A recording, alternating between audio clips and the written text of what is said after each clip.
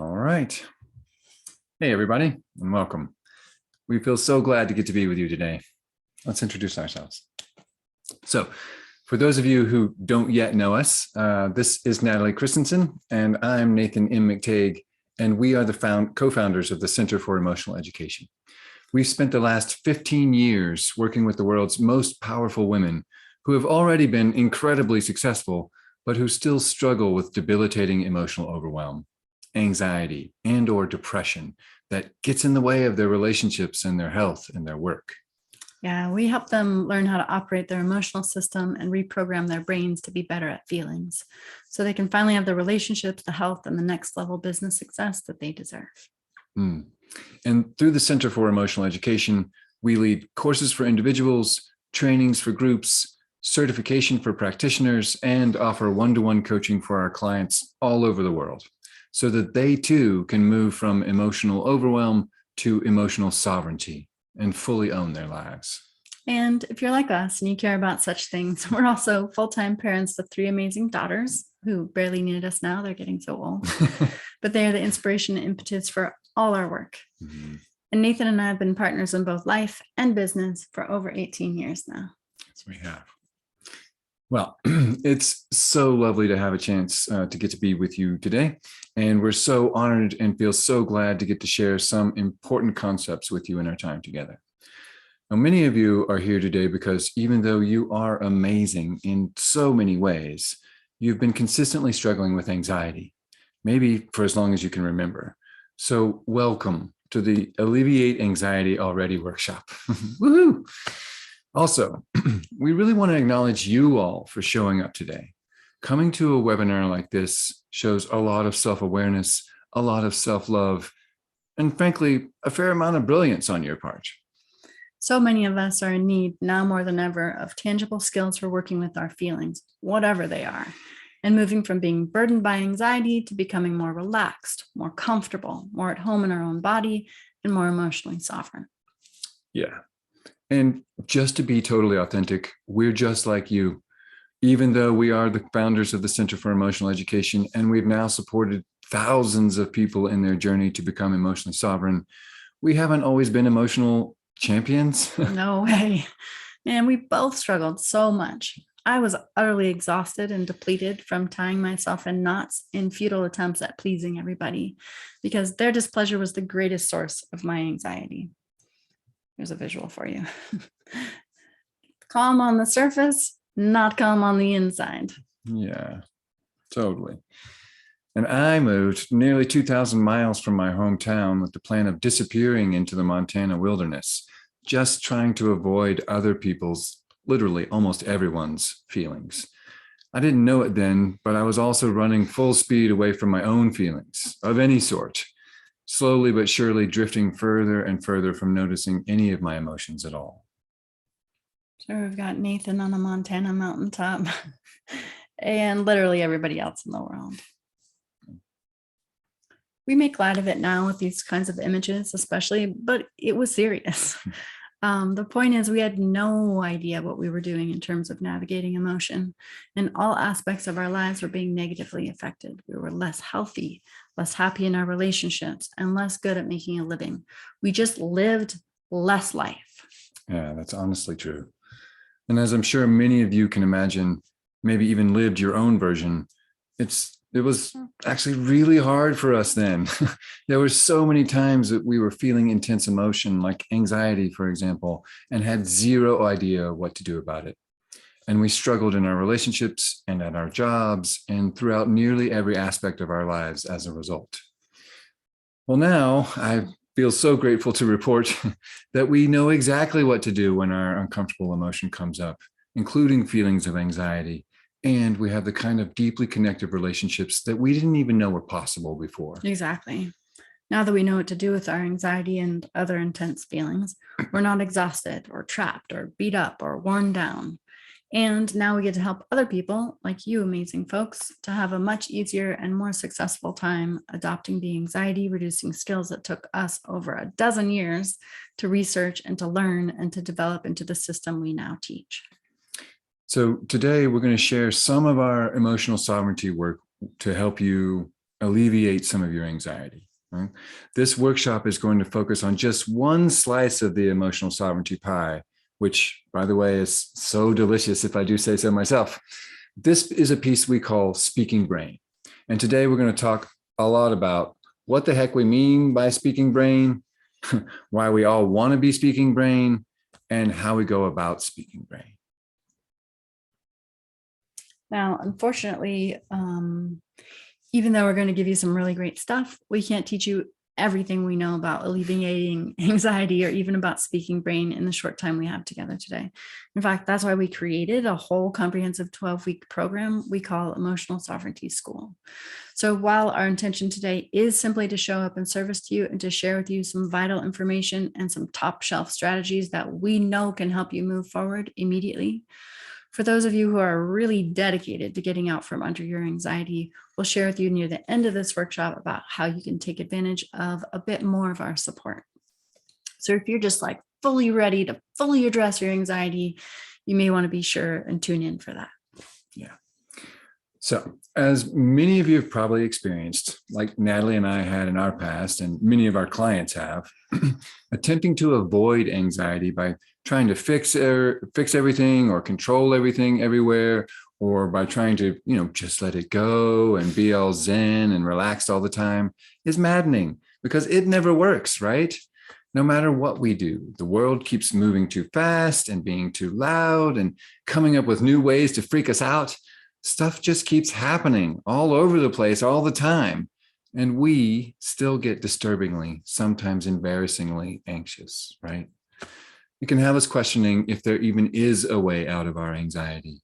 And looking around and seeing everyone else seemingly having it all together, it can have us wondering, what's wrong with me?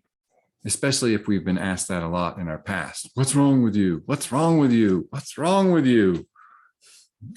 So that's why we have a reframe that we'd like to invite you to try on. Instead of saying, I'm so sensitive, or I'm so weird or dramatic, or I'm so immature, or I'm so broken, when we feel anxiety, we invite you to say, I'm so normal. Humans are emotional beings. It's perfectly normal to have feelings like anxiety. We're going to act this out together. What? Are you feeling some anxiety? Yeah, I'm so normal. Humans are emotional beings. Right? Yeah, it's true.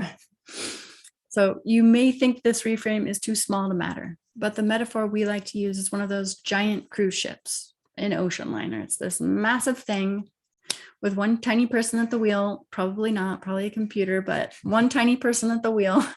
And for most of us, our ocean liner keeps visiting the same dissatisfying ports, the mega port of anxiety, but other uncomfortable ports as well, like disconnection, unbearable conflict, and all of the other uncomfortable islands. But the way our work works is that if we move the wheel to the left or to the right by even just 1 degree, it may not seem like it matters at all at first. We can still see the anxiety and the disconnection on the horizon. But if you can imagine that slight wheel turn and what it means for our cruise ship over time, well, that ship will be way off on another trajectory, right? Headed to entirely different and more appealing ports. In our work, we use this cruise ship as a metaphor for the brain. And a series of 1 degree shifts over a period of time is brain change.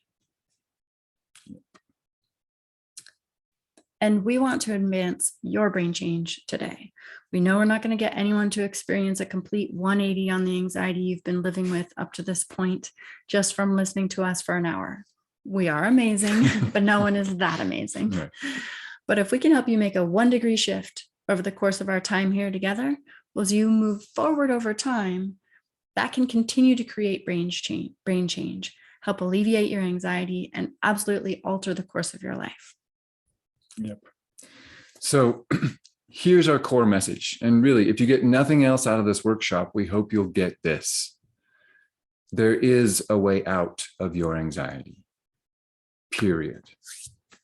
We all come by our tendency for chronic anxiety and emotional overwhelm naturally. The pieces of our past added up to that particular programming. And here's a little of how. And you may want to pay special attention to this part because it's foundational to alleviating your anxiety and other uncomfortable emotions. And it's a significant part of every course that we teach. Now, there are three really important networks in the brain that we want to discuss with you. There's the survival network that runs our autonomic nervous system.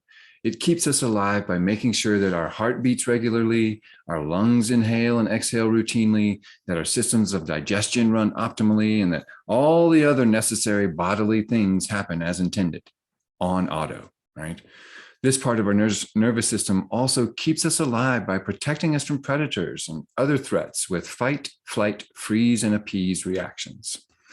When this crucial network is getting its staying alive needs met, then we gain access to our emotional brain. The emotional brain network predicts, generates, and perceives our experience of emotion, like anxiety. And it checks the environment to see if it's safe to share and to connect around that emotion. Pretty simple, right? And by the way, areas of the brain that process emotion, they overlap with areas of the brain that process pain. So this both underscores the importance of our feelings to the brain itself. I mean, they are as vital to us as our perception of pain. And it can help make sense of why the experience of some emotions can be so uncomfortable. But when our emotional needs are met, like emotional safety and empathy and connection, then we gain access to the executive brain. And we feel like superheroes in this brain state. Operating from here is like being 100% online.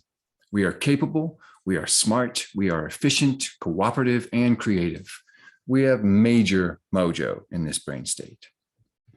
Now, there's this crucial element in the overall brain design.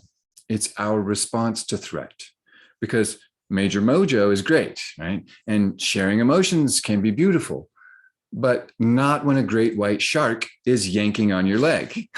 Under those circumstances, we need our fight, flight, freeze, and appease reactions to keep us alive.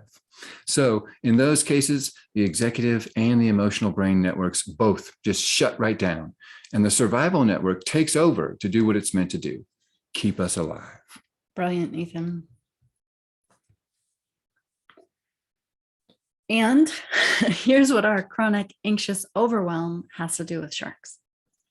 When we grow up in an environment where we aren't getting those vital survival and tender emotional needs met, even on a subtle level, our system winds up perceiving the emotion itself as a threat, a scary, pain-inducing predator, just like a great white shark. We talk about this a lot in our emotional sovereignty school, but briefly, the survival brain comes to see emotion as a threat because there we are, we're 6 and we're little and we're feeling anxiety or any other uncomfortable emotion. And our parents maybe yell, "Stop crying or else," or maybe they just ignore us, or maybe they even feel anxiety or overwhelm with our upset and leave the room entirely, right?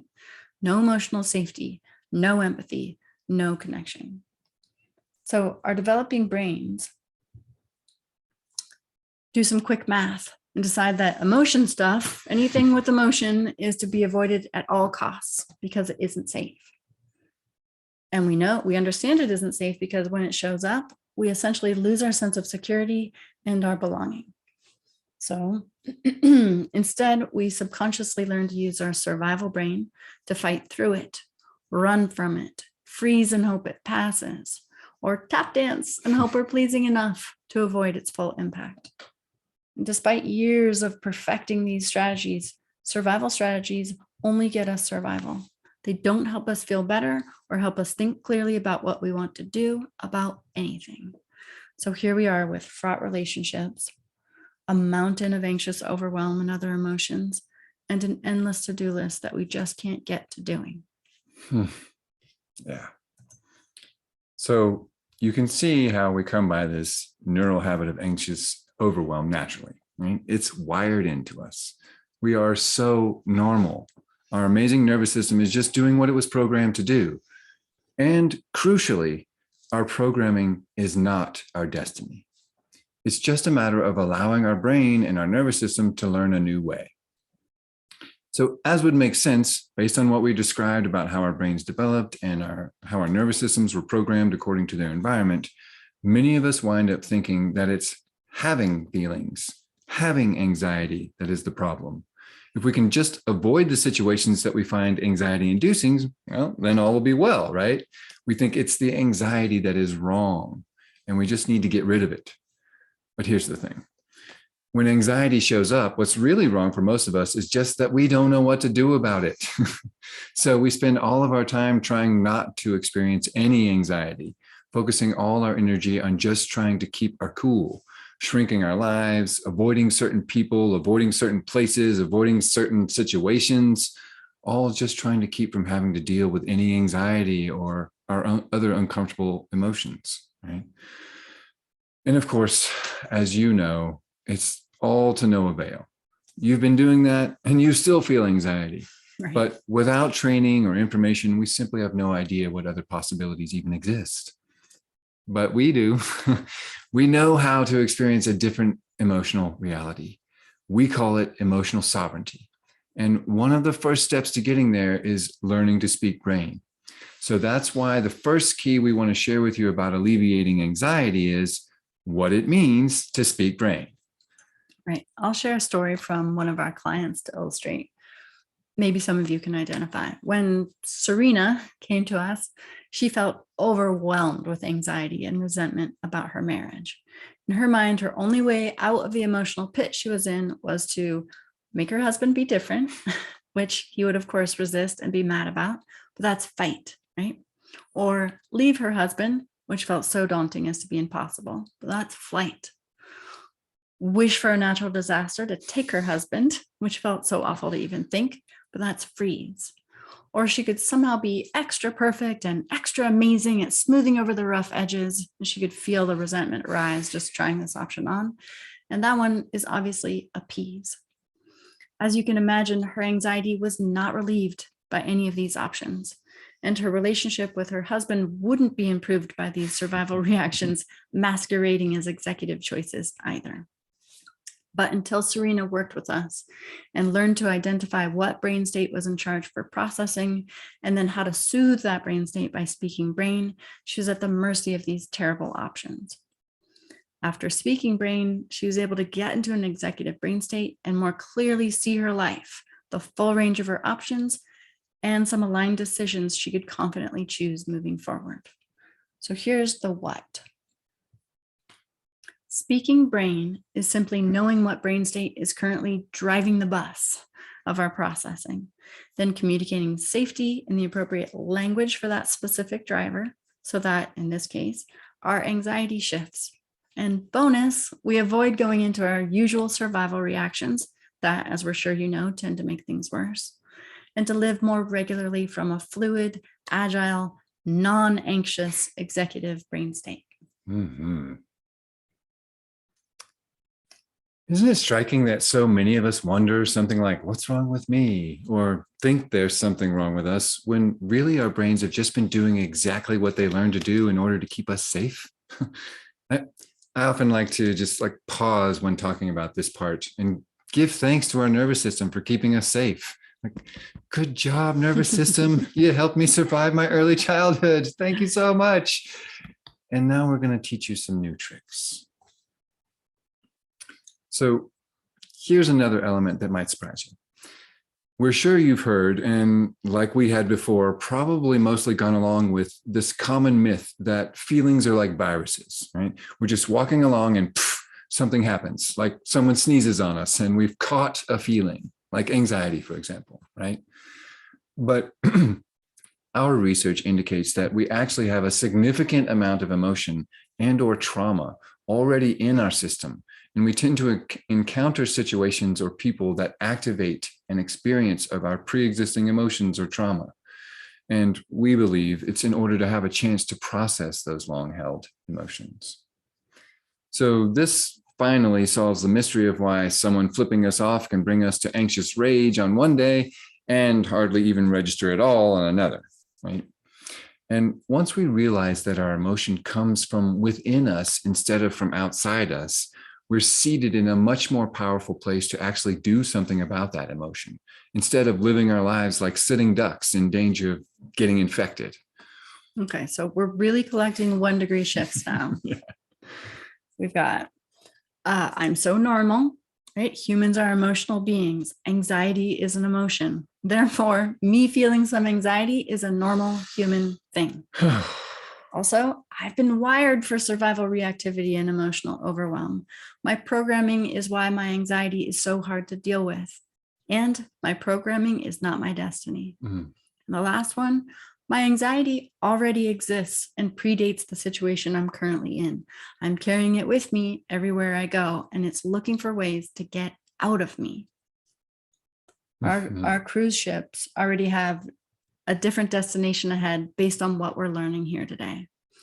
In Emotional Sovereignty School, we live and breathe this stuff with our students, diving deep into these myths and really deep in what to do with our emotions.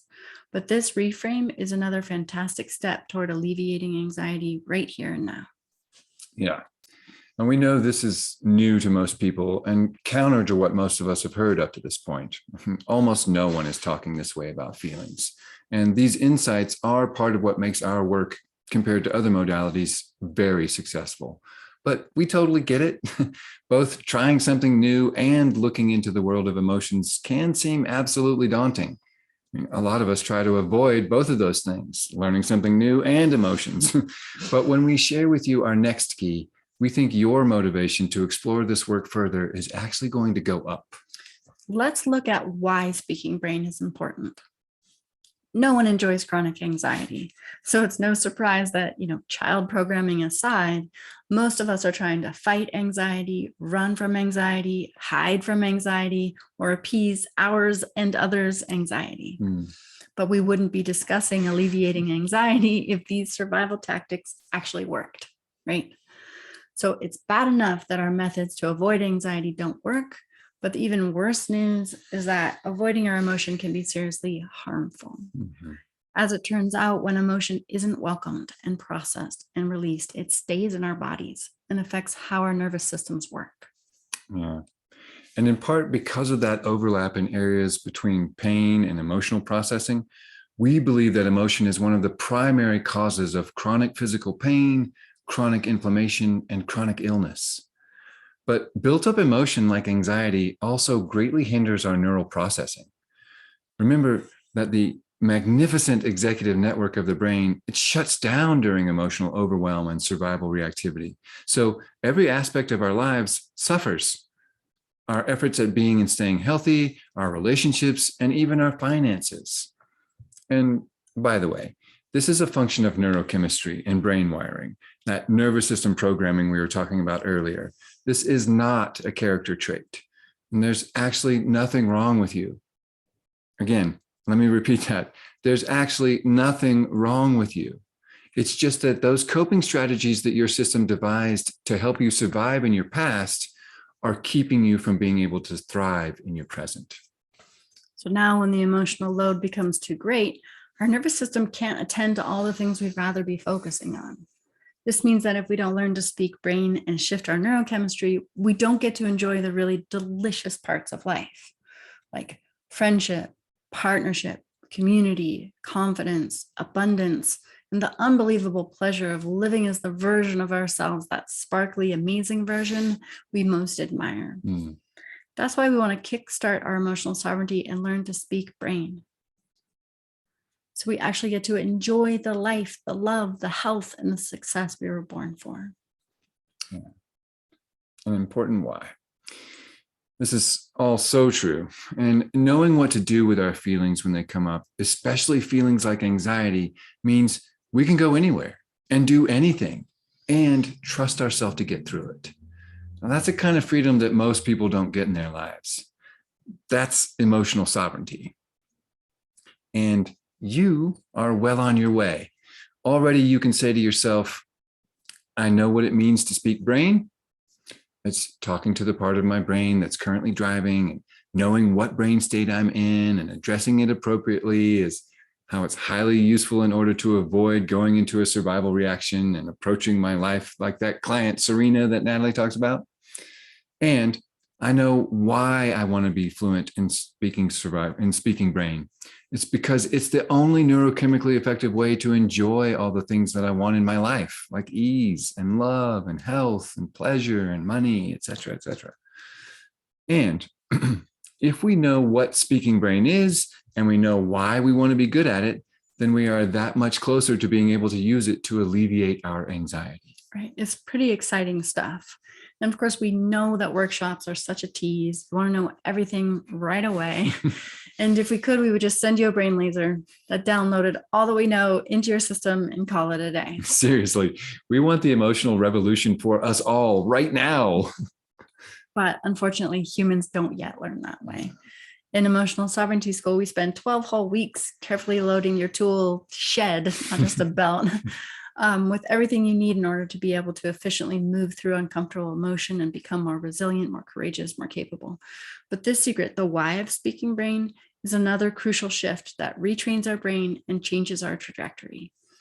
So in this safe space, let's continue to turn the wheel of our ocean liners just a bit more, okay?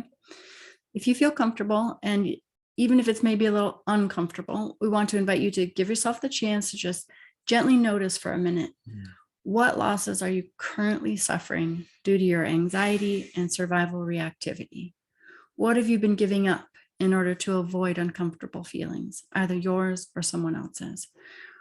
What does it cost you? You can pause the workshop here if you want and take some time to journal your answers. Yeah. So right about now is when many of us tend to experience some upset. Because when we can clearly see what our chronic unchecked anxiety has been costing us, it's absolutely normal to feel some uncomfortable emotion come up around it. So what feelings do you experience when looking at what not being able to manage your anxiety has been costing you? And if you like, you can pause the workshop again and just jot those down. And if it feels good, you can even take a moment to give yourself some empathy and some compassion for those feelings as well. And we know lots of different feelings can come up here, but I'm wondering, whatever else you may have noticed, is there also a little impatience on board now? Because when we can see what the costs of our anxiety are, it's really natural to want to hear more about how to deal with it. So let's head a little further in the direction of emotional sovereignty and look at the how of speaking brain. We've talked a little about childhood already, all those moments when we experienced a lack of emotional safety. So it may be pretty obvious that we did not receive instructions for how to effectively address our anxiety and our other feelings from our parents. Yeah, sorry, parents. We know you did your best. We may well have gotten some lessons, all right, but the lessons certainly were not effective, nor built around speaking brain. Yeah.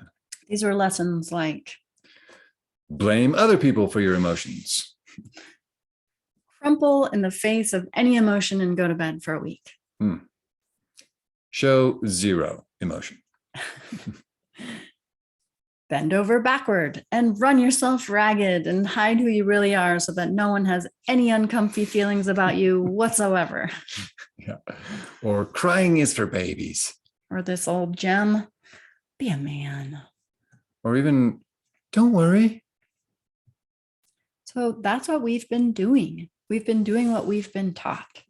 Though most of us have added really wonderful coping strategies as well, like meditation and prayer and yoga and intentional eating and all that good stuff, we still get blinded by anxiety. So how do we speak brain and alleviate our anxiety? We unlearn and retrain our brain and our nervous system so that we're no longer playing a game of avoiding or enduring anxiety. Now, sadly, there's another common myth around anxiety, that if you don't know what to do about it, it must mean that you're somehow broken, right? But really, how can we know about something and be good at it if we've never been taught how to do it? Well, being good at emotion, including even intense chronic anxiety, requires 3 things. Well, really 5 things, but you already have 1, what it means to speak brain, and 2, why you want to be able to speak brain. Those other 3 are identifying your brain state, right? Speak to that brain, and then reinforce brain change with individualized and trauma-informed support. This is how you truly alleviate anxiety. A lot of our clients had loving, supportive parents and still didn't get this kind of training. And we know for certain that school systems sure don't cover this material, right? Not yet anyway.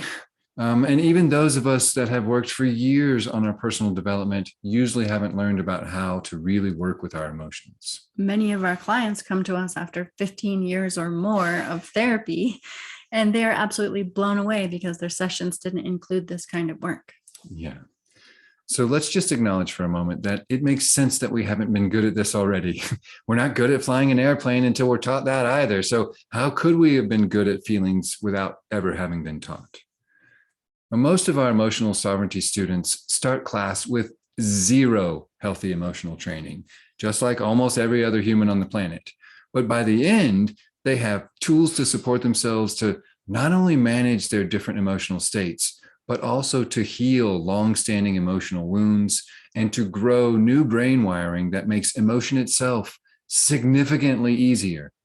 But that takes 3 months just to go through the class. There's just no way to know this stuff until we're taught. But let's remember the cruise ship metaphor, right? If we stay the new course, then every degree of change in direction creates a huge shift. So let's continue to retrain our brains and alleviate anxiety already. We invite you to acknowledge you're not an expert in this department Yet. and to have compassion for yourself. So if you like, we invite you to put your hand to your heart and close your eyes. And if you don't feel comfortable closing your eyes, you can just allow your gaze to soften. And now, if it feels good to you, you can take a good deep breath and let it all the way out. Maybe even push out that last little bit. And just notice this way of being with yourself in curiosity and empathy and connection. Then another breath all the way in, all the way out. And now, as though you were talking to a dear friend, even though you're talking to yourself, repeat after me.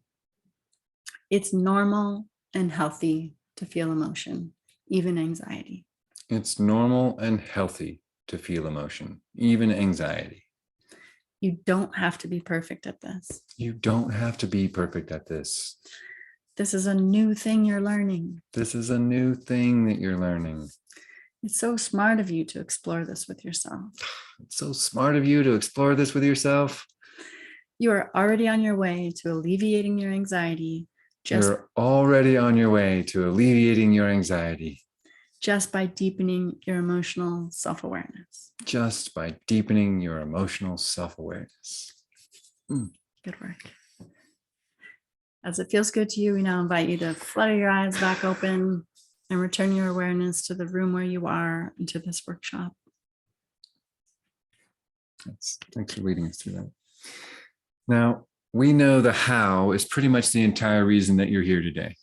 And though you may well want to continue to learn and to work with us, and possibly even jump into emotional sovereignty school, Natalie and I truly believe in service. So we want to make sure that everyone comes away from this workshop today with something concrete to do to alleviate your anxiety right now, not just something that stays in your head about it. Just to recap, our bullet points for how to alleviate anxiety, as we've already talked about today, are identify your brain state, speak to that brain, and reinforce your brain change with individualized and trauma-informed support. Right. And we teach this comprehensively over the course of Emotional Sovereignty School. But the quickest way to identify the 3 main brain states is like this. When we're in a survival brain state, we are fighting or in flight or frozen or appeasing someone. Right? We tend toward the extreme in all of our perceptions and thoughts and actions. It's an intense brain state, and we really don't like anything when we're in it. And there is often intense internal pressure to make it stop. When we're in emotional brain state, we're talking to ourselves or we're talking to other people, we're complaining, we're listing grievances. We tend to be more aimless in our actions and thoughts because our choices seem muddy and complicated. We think the issues we're facing are never going to change and will always be a problem. When we're in executive brain, we're full of ideas, we're full of compassion, and fully effective in our actions. We tend to be more loving of ourselves and others, and it seems like everything is not only possible, but plausible. So after we use these basic clues, and we have a lot more that we can teach you, to help us get a sense of what brain state is currently driving, then we want to speak the language most appropriate to that brain state. So let's start with the survival brain again, because when in doubt as to who's actually driving right now, this is a foolproof place to start. So when we're in survival brain, we do not respond well to words, nor logic, nor ideas, suggestions, or really much obvious communication at all, because this is a primal state. We respond best here to rudimentary soothing body elements like securing basic safety, slowing down, getting warm, and hydrating. We can emphasize our bodily safety and therefore even more thoroughly de-escalate our survival reactivity with specific body-based techniques as well. One of our favorites, and we have a whole slew of them, but one of our favorites that we include in every training is the regulating breath. I'll just put up a visual for you. So this is what it looks like. Regulating breath involves a quick full in, pause at the top, and then a long, slow out.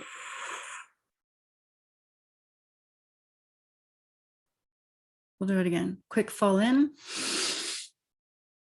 long, slow out.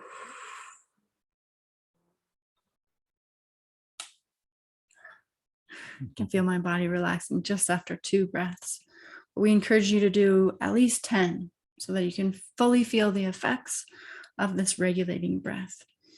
This works because if we were actually in a true survival situation, right, where there was a tiger trying to eat us instead of just an emotion coming at us, we would not be able to do this breath. We would be doing something like this, right, to deal with the tiger.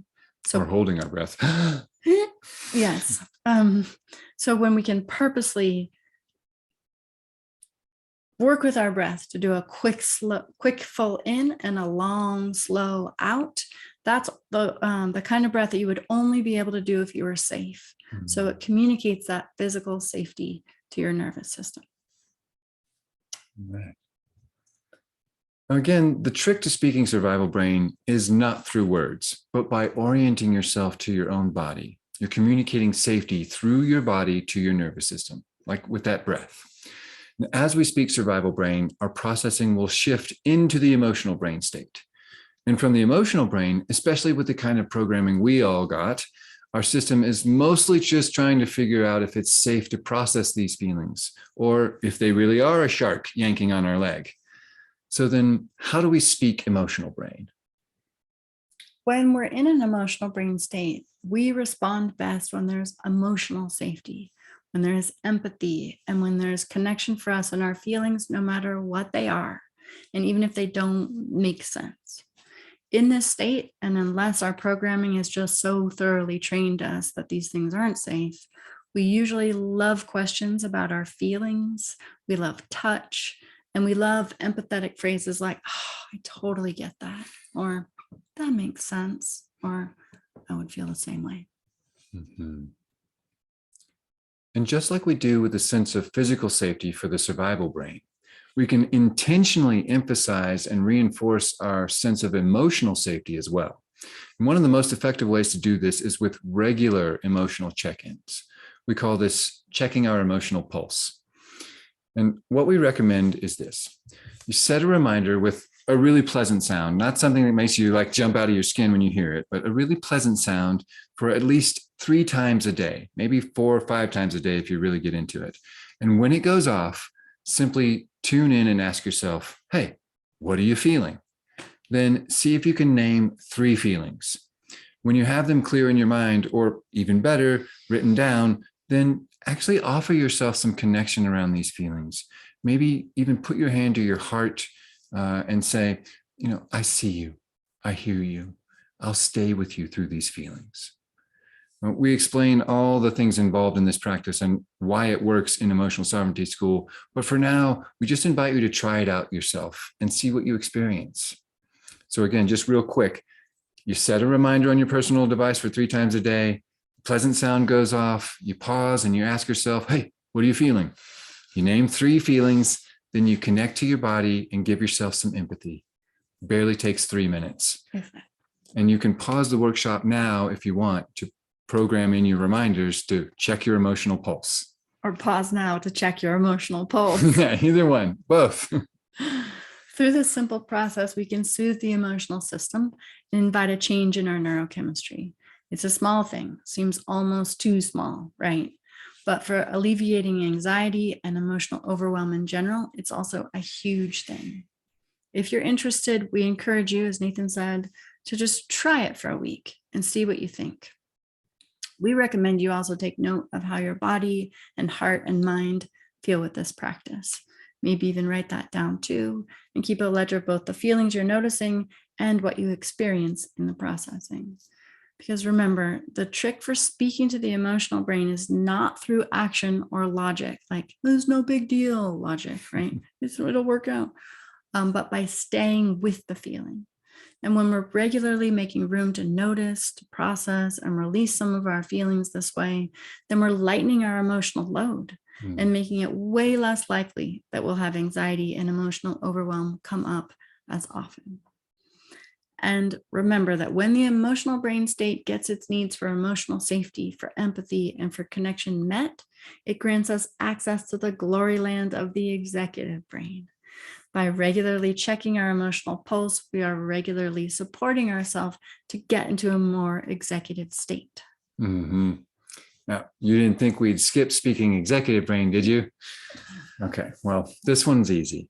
When we're in our executive brain, we are empowered to do whatever occurs to us. When in this brain state, we are who we really are without the debilitating anxiety. So this means we can make plans. We can collaborate and coordinate with others.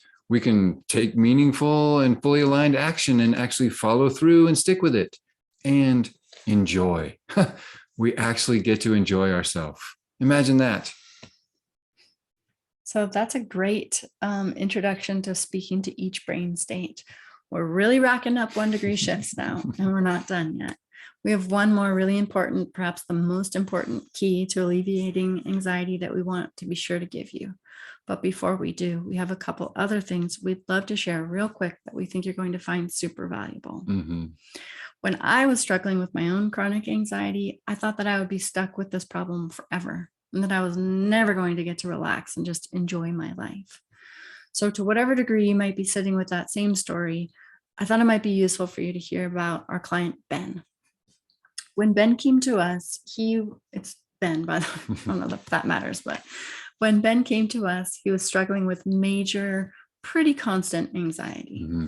A friend actually set up the appointment for him. That's how deep in freeze he was.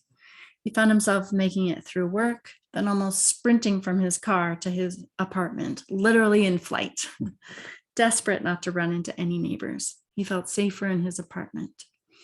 When he received a text from friends asking to hang out, he'd often say yes, because he didn't want to disappoint them. That's appease.